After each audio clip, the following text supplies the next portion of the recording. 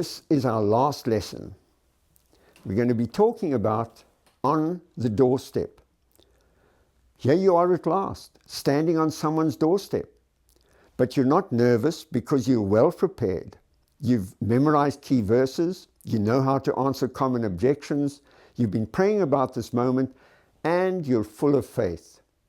You know you should make a good first impression, so tell yourself you're glad to be there. It will show in your eyes, in your smile, in your face. Be personable.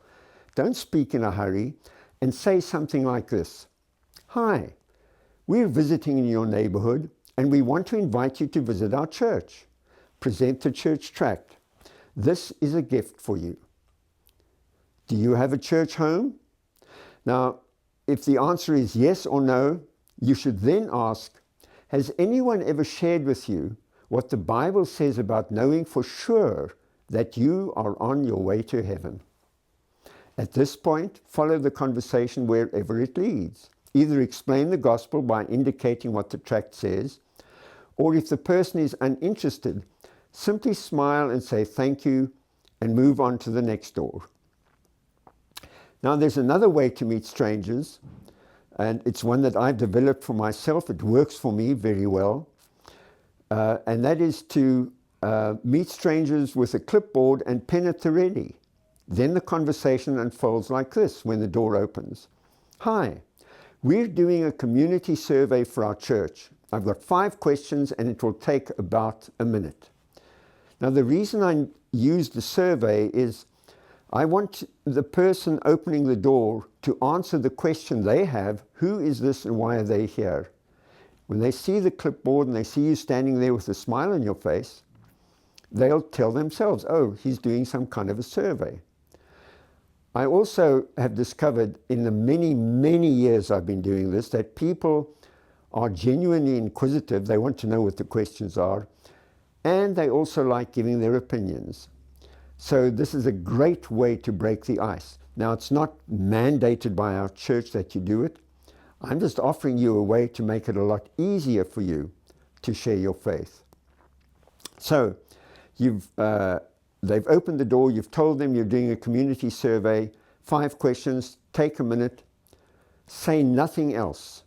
Don't introduce yourself any further, just smile and wait for a reply. 90% of people that I encounter this way will do the survey. 90%. For me, that's a lot better than asking someone, come to church, and they say, no thanks, click, doors closed. Most people are inquisitive, as I've said, and most want to give their opinions. Rarely will someone ask what church you are from. Now, we don't try to hide that. I just don't want to give them information up front that clutters the conversation. But if they say, what church is that? Tell them, give the name of your church and say, are you ready for the first question? So get them back on the subject.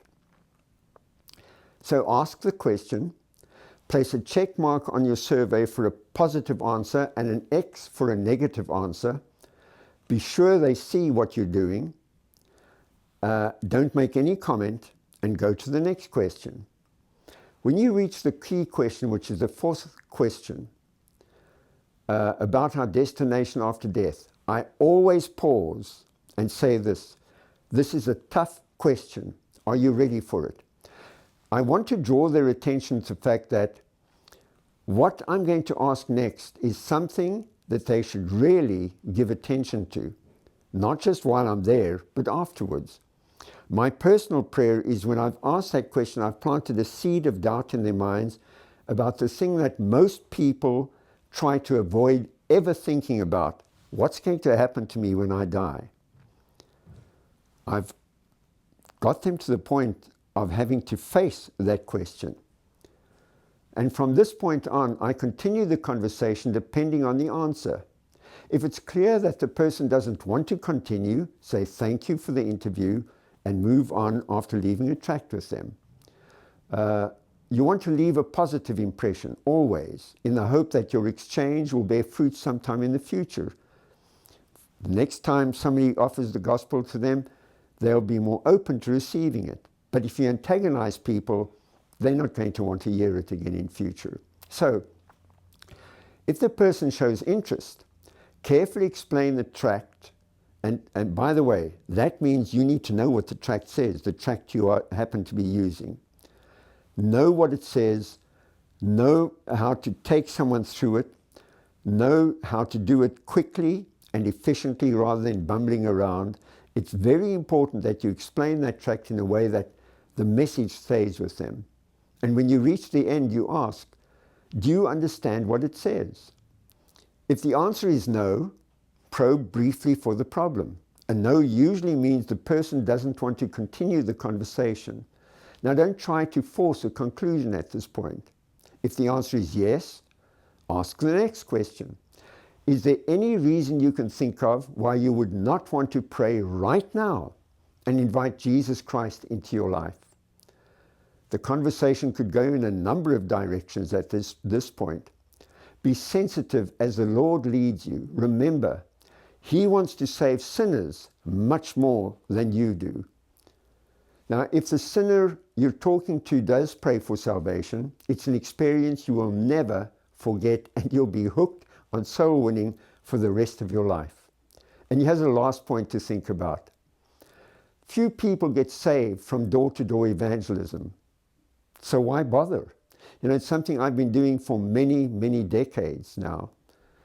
And I can probably count on one hand the number of people who've prayed immediately for salvation.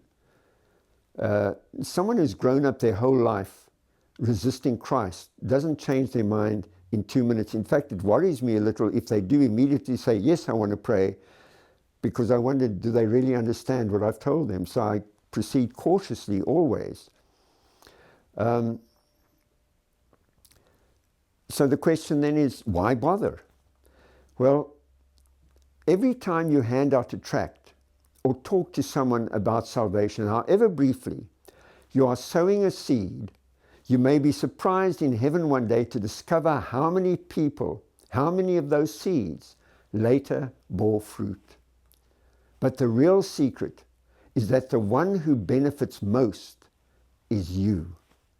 God will bless you because of your obedience, and you will learn a lot about yourself, what you believe, and why you believe it through your commitment to soul winning. I hope you'll try soon to get out there into the world where sinners are waiting to hear about salvation and begin to share your faith.